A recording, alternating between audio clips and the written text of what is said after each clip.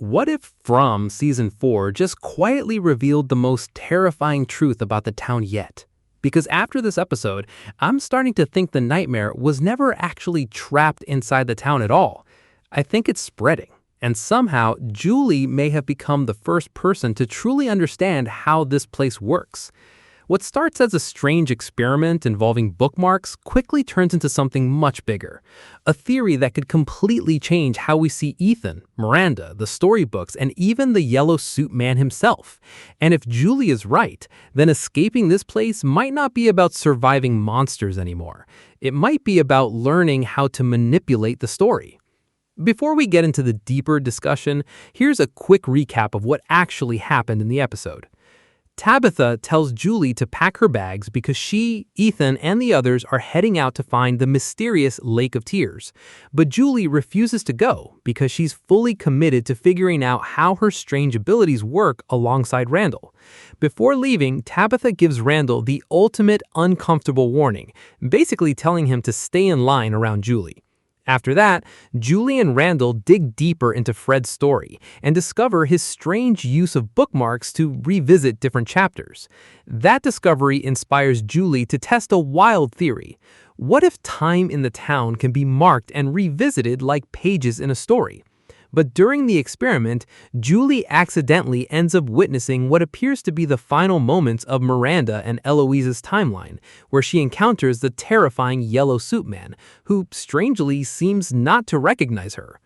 Now let's talk about why this episode may have secretly changed everything. The first thing this episode does really well is show how much Julie has changed.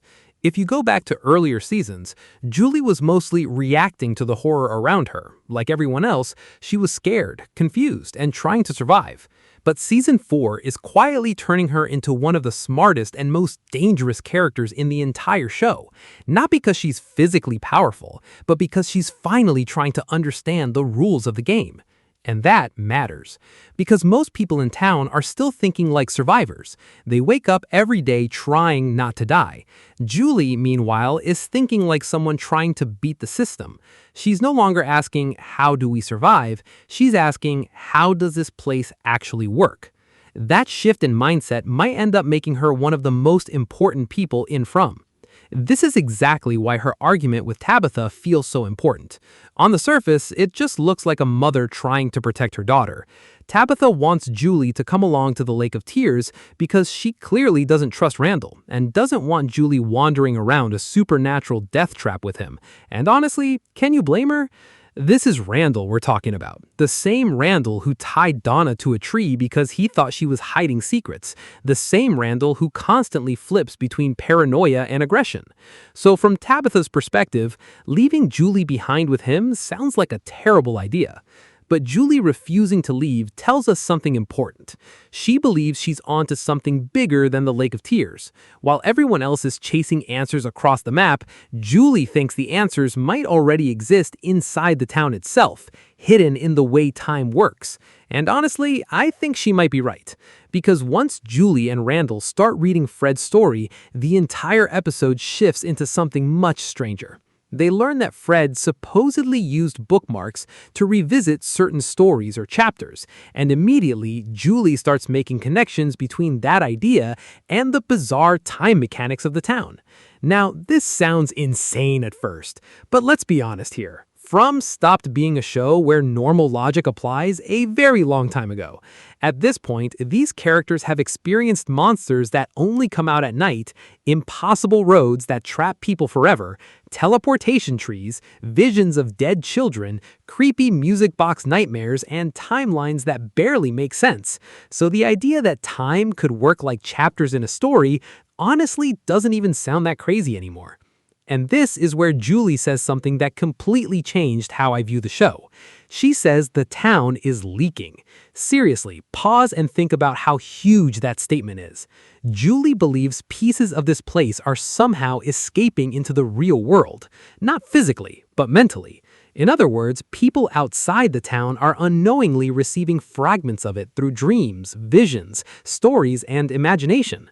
And suddenly, everything starts clicking into place. Maybe Ethan's strange visions weren't random. Maybe Miranda wasn't losing her mind. Maybe those drawings weren't imagination. Maybe the creepy children's stories weren't just symbolism. What if they were all receiving signals from the town? That idea is honestly terrifying because it suggests this place isn't isolated at all. It's influencing people long before they ever arrive. It's almost like the town chooses people ahead of time, planting little pieces of itself into their minds before pulling them in. And if that theory is true, then the implications are massive, because suddenly the town stops feeling like a prison. It starts feeling like an infection, something that spreads, something that watches, something that slowly reaches into reality through dreams and stories until the right people are pulled toward it. That's horrifying, but Julie sees opportunity in it. If the town follows narrative rules, if it truly behaves like a story, then maybe stories can be manipulated. That's where the bookmark theory comes in. Julie's idea is surprisingly clever. She believes that when she enters another timeline through story walking, she might be able to leave behind an object, essentially creating a marker between chapters. So she plans to carry a piece of paper marked with an X and drop it inside another timeline. If the paper disappears from her hand in the present, then she'll know she's successfully transferred something across timelines. Basically, Julie is trying to hack the town. And honestly, this might be one of the smartest plans anyone in From has ever attempted. Because for once, someone isn't blindly following clues. Someone is testing the system. Of course, before all of this, Julie suddenly cuts her hair, explaining that long hair makes it easier for monsters to grab onto her. Now, look, I'll admit, that explanation felt a little funny, but symbolically, I actually think the haircut matters. TV shows almost never include major appearance changes by accident. Haircuts usually represent transformation, reinvention, or emotional growth. This doesn't feel like the same scared Julie we met earlier in the series anymore. This feels like someone preparing for war, someone becoming harder, someone adapting. And then we get to the ruin sequence. Easily the creepiest moment of the episode. Julie enters another chapter while Randall watches helplessly nearby, waiting for some kind of sign that the experiment worked.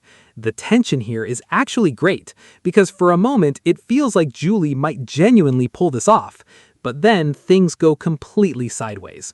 Julie finds herself witnessing what appears to be the final moments of Miranda and Eloise's timeline. And honestly, this scene alone raises so many questions, because it suggests Julie isn't just seeing visions anymore. She may actually be physically visiting moments from previous timelines. That changes everything. Because if Julie can access the past or alternate cycles, then suddenly history inside the town becomes reachable. Mistakes could potentially be corrected. Answers could be found. People could maybe even be saved. And then he appears, the yellow suit man.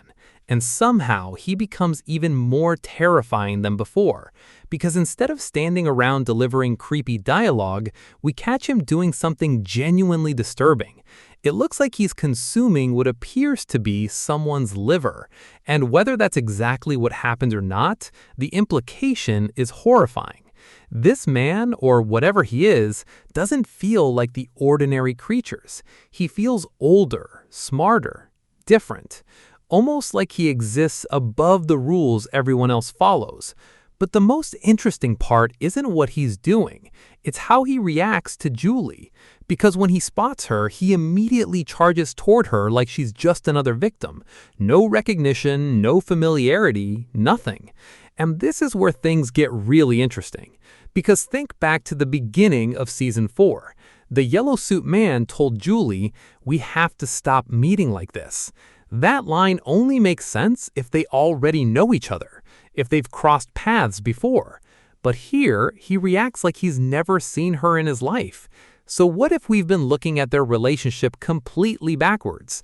What if this moment we just witnessed is actually Julie's first chronological encounter with him, not ours, hers? That would explain everything. From Julie's perspective, this may be the first time she has ever met the yellow suit man, but from his perspective, he may have encountered her dozens of times already. And suddenly, that creepy familiarity in episode 1 becomes even scarier, because it means their relationship might not exist in a straight timeline at all. They may be experiencing events completely out of order. Imagine how terrifying that is for Julie, to be trapped in a place where your future enemy already knows you better than you know them, where someone has memories of encounters you haven't even lived through yet. That is nightmare fuel. And honestly, this feels very From. The show is always at its best when it leans into cosmic horror and impossible rules, instead of trying to explain everything too quickly. Because the scariest thing about this town has never really been the monsters. It's uncertainty. It's the feeling that reality itself is broken. And this episode pushes that idea harder than ever. Now, technically speaking, Julie's experiment failed. The bookmark didn't work. The paper stayed unchanged. No tether between timelines was created. But I actually think calling this a failure misses the point. Physically, yes, the experiment failed. But narratively, it revealed something much bigger. It showed us that Julie can access incredibly important moments in the town's history. It confirmed that the yellow suit man's timeline may not line up with Julie's. And most importantly, it strengthened the possibility that the town operates like a story instead of reality. Chapters, repetition, cycles, characters trapped in patterns they barely understand. Suddenly, the title From starts feeling even creepier, because what if nobody in town is trapped somewhere? What if they're trapped inside something? A story, a nightmare that keeps rewriting itself.